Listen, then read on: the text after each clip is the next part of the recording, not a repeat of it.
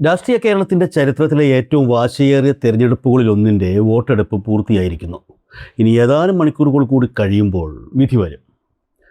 ജനാധിപത്യത്തിൻ്റെ വിധി ബാലറ്റ് പെട്ടികളിൽ സുരക്ഷിതമായി ഉറങ്ങുമ്പോൾ കേരളം ഇപ്പോൾ ഉറ്റുനോക്കുന്നത് പുറത്തു വരുന്ന വിധികളെയും നേരത്തെ വന്ന എക്സിറ്റ് പോൾ ഫലങ്ങളെയുമാണ്.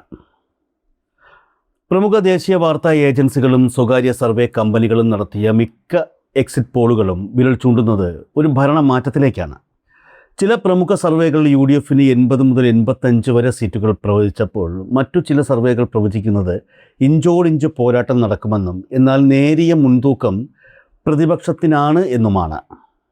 ഭരണവിരുദ്ധ വികാരം കേരളത്തിൽ ആഞ്ഞടിച്ചിട്ടുണ്ടെന്നും അതിൻ്റെ പ്രതിഫലനമാണ് ഈ എക്സിറ്റ് പോൾ ഫലങ്ങളെന്നും ചില രാഷ്ട്രീയ നിരീക്ഷകരും വിലയിരുത്തുന്നുണ്ട്. എന്തുകൊണ്ടാണ് എക്സിറ്റ് പോളുകൾ ഇങ്ങനെയൊരു നിഗമനത്തിലെത്തിയത്? അതിനുള്ള പ്രധാന കാരണം ഇത്തവണ രേഖപ്പെടുത്തിയ റെക്കോർഡ് പോളിംഗ് ശതമാനമാണ് എന്ന് ഉറപ്പിച്ചു പറയാം. 79.63%. 2021 വോട്ടെടുപ്പുമായി താരതമ്യം ചെയ്യുമ്പോൾ ഏകദേശം 10 ലക്ഷത്തോളം വോട്ടുകൾ ഇത്തവണ അധികമായി രേഖപ്പെടുത്തിയിട്ടുണ്ട്. വോട്ടർ പട്ടികയിൽ ആളുകളുടെ എണ്ണം കുറഞ്ഞപ്പോഴും ഉണ്ടായ ഈ വൻ വോട്ടിംഗ് വർധനവാണ് എക്സിറ്റ് പോളുകളെ സ്വാധീനിച്ച പ്രധാന ഘടകം. ചരിത്രപരമായി ഉയർന്ന പോളിംഗ് ശതമാനം എപ്പോഴും ഭരണപക്ഷത്തിനെതിരാണ് മാറാറുള്ളത് എന്ന സാമാന്യ യുക്തിയിലാണ് ഈ സർവേ ഫലങ്ങൾ പുറത്തു വന്നിരിക്കുന്നത്. വിജയം ഉറപ്പിച്ച മട്ടിൽ UDF ക്യാമ്പുകളിൽ ആഹ്ലാദ പ്രകടനങ്ങളും അടുത്ത മുഖ്യമന്ത്രി ആരാകണം എന്ന ചർച്ചകളും സജീവമായി കഴിഞ്ഞു. എന്നാൽ ഇവിടെയാണ് കഥയിലെ ഏറ്റവും വലിയ ട്വിസ്റ്റ് ഒളിഞ്ഞിരിക്കുന്നത്. എക്സിറ്റ് പോളുകളുടെ ഈ ആഘോഷങ്ങളെയും പൊതുവായ നിഗമനങ്ങളെയും അപ്പാടെ തള്ളിക്കളയുന്ന കേരള രാഷ്ട്രീയത്തെ ഞെട്ടിക്കുന്ന ഒരു സുപ്രധാന ഡാറ്റാ വിശകലനം ഇപ്പോൾ പുറത്തു വന്നിരിക്കുന്നു.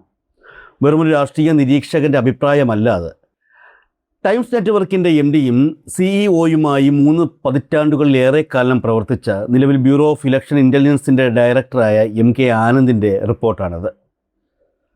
High turnout, no wave, the real Kerala story. ഉയർന്ന പോളിംഗ് പക്ഷെ തരംഗമില്ല, യഥാർത്ഥ കേരള സ്റ്റോറി എന്ന തലക്കെട്ടിൽ പുറത്തു വന്ന അദ്ദേഹത്തിൻ്റെ ലേഖനം എക്സിറ്റ് പോളുകൾ കാണാതെ പോയ അല്ലെങ്കിൽ പരിഗണിക്കാതെ പോയ ചില അടിയൊഴുക്കുകളെ അക്കം വിട്ട് നിരത്തുന്നു. ആ റിപ്പോർട്ടിലെ രഹസ്യങ്ങൾ എന്തൊക്കെയാണ്? ഈ 10 ലക്ഷം അധിക വോട്ടുകൾ യഥാർത്ഥത്തിൽ ആരുടെ പെട്ടിയിലാണ് വീണിരിക്കുന്നത്? പ്രിയപ്പെട്ടവരെ, നമുക്ക് ആ കണക്കുകളുടെ ഉള്ളറയിലേക്കൊന്ന് കടക്കാം. എക്സിറ്റ് പോളുകൾ പ്രധാനമായും ആശ്രയിച്ചത് വടക്കൻ കേരളത്തിൽ, പ്രത്യേകിച്ച് മലബാർ മേഖലയിലുണ്ടായ പോളിംഗ് വർധനവിനെയാണ്. അവിടെ ന്യൂനപക്ഷ വോട്ടുകൾ UDFന് അനുകൂലമായി വൻതോതിൽ ഏകീകരിക്കപ്പെട്ടു എന്ന് സർവേകൾ വിലയിരുത്തി. MK ആനന്ദും ഇതൊരു പരിധിവരെ ശരിവയ്ക്കുന്നുണ്ട്. മലബാറിൽ ഒരു മാറ്റം ഉണ്ടായിട്ടുണ്ട്. പക്ഷേ അദ്ദേഹം ചൂണ്ടിക്കാണിക്കുന്ന പ്രധാന വസ്തുത മറ്റൊന്നാണ്. വോട്ടിംഗ് ശതമാനം വർദ്ധിച്ചത് ന്യൂനപക്ഷങ്ങൾക്ക് സ്വാധീനമുള്ള UDFൻ്റെ കോട്ടകളിൽ മാത്രമല്ല, LDFന് വ്യക്തമായ സ്വാധീനമുള്ള അവരുടെ പരമ്പരാഗത വോട്ട് ബാങ്കുകളുള്ള മണ്ഡലങ്ങളിലും വൻതോതിൽ പോളിംഗ് വർദ്ധിച്ചിട്ടുണ്ട്. സംസ്ഥാനത്തൊട്ടാകെയുള്ള ഈ വർധനവ് വെറുമൊരു ന്യൂനപക്ഷ ഏകീകരണം കൊണ്ടോ ഒരു ഭരണവിരുദ്ധ തരംഗം കൊണ്ടോ ഉണ്ടായതല്ല, മറിച്ച് ജനങ്ങളുടെ യഥാർത്ഥ പങ്കാളിത്തം വർദ്ധിച്ചതാണ് ഇതിന് പിന്നിലെന്ന് അദ്ദേഹം സമർത്ഥിക്കുന്നു. ഇനി കേരളത്തെ പല മേഖലകളായി തിരിച്ച് പരിശോധിക്കാം. ഒരു സംസ്ഥാനത്ത് ശക്തമായ ഭരണവിരുദ്ധ വികാരമുണ്ടെങ്കിൽ അത് സംസ്ഥാനത്തൊട്ടാകെ പ്രതിഫലിക്കേണ്ടതാണ്. മലബാറിൽ വോട്ടിംഗ് കുത്തനെ ഉയർന്നപ്പോൾ മധ്യ കേരളത്തിൽ അത് മിതമായ തോതിൽ മാത്രമാണ് വർദ്ധിച്ചത്. എന്നാൽ തെക്കൻ കേരളത്തിലാകട്ടെ പോളിംഗിൽ കാര്യമായ ഒരു കുതിപ്പും ഉണ്ടായില്ല. ഭരണത്തിനെതിരെ ഒരു തരംഗം ഉണ്ടായിരുന്നുവെങ്കിൽ വടക്കൻ കേരളത്തിലേതുപോലെ തന്നെ മധ്യ തെക്കൻ കേരളത്തിലും പ്രതിപക്ഷത്തിന് വലിയ മുന്നേറ്റം ഉണ്ടാക്കാൻ കഴിയണമായിരുന്നു. എന്നാൽ ആ പ്രദേശങ്ങളിൽ ശക്തമായ ഒരു ഭരണവിരുദ്ധ വികാരത്തിൻ്റെ സൂചനകൾ ഡാറ്റകളിൽ ലഭ്യമല്ല. ഇത് എക്സിറ്റ് പോളുകളുടെ കണക്കുകൂട്ടലുകളെ തെറ്റിക്കുന്ന ഒന്നാമത്തെ ഘടകമാണ്. എക്സിറ്റ് പോളുകൾ പൂർണ്ണമായും പരാജയപ്പെട്ട രണ്ടാമത്തെയും ഏറ്റവും നിർണായകവുമായ ഘടകം MK ആനന്ദ് തുറന്നു കാട്ടുന്നു. അതാണ് സ്ത്രീ വോട്ടർമാരുടെ നിശബ്ദ മുന്നേറ്റം. തെരഞ്ഞെടുപ്പ് കമ്മീഷൻ്റെ കണക്കുകൾ പ്രകാരം പല മണ്ഡലങ്ങളിലും പുരുഷന്മാരെക്കാൾ വലിയ തോതിൽ സ്ത്രീകളാണ് ഇത്തവണ വോട്ട് ചെയ്യാനെത്തിയത്. മുൻകാല തിരഞ്ഞെടുപ്പുകളെ അപേക്ഷിച്ച് ഇതൊരു വലിയ ഘടനാപരമായ മാറ്റമാണ്. കേരളത്തിലെ സ്ത്രീ വോട്ടർമാർ പലപ്പോഴും വോട്ട് ചെയ്യുന്നത് വെറും രാഷ്ട്രീയ പ്രത്യയശാസ്ത്രങ്ങളുടെയോ വിവാദങ്ങളുടെയോ അടിസ്ഥാനത്തിലല്ല.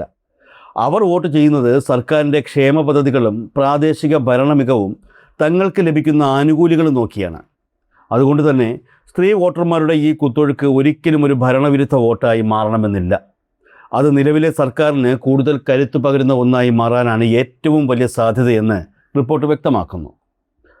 എല്ലാ ഘടകങ്ങളും ചേർത്ത് വെച്ച് വിശകലനം ചെയ്യുമ്പോൾ MK ആനന്ദ് ഒരു ഒത്തുതീർപ്പിലെത്തുന്നു.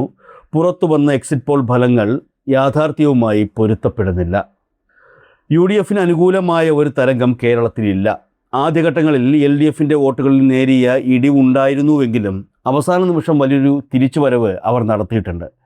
കേരളം പോലുള്ള സംസ്ഥാനത്ത് LDF ചരിത്രപരമായി തന്നെയുള്ള 43% എന്ന ഉറച്ച വോട്ട് ബാങ്ക് ഇത്തവണയും സുരക്ഷിതമാണ്.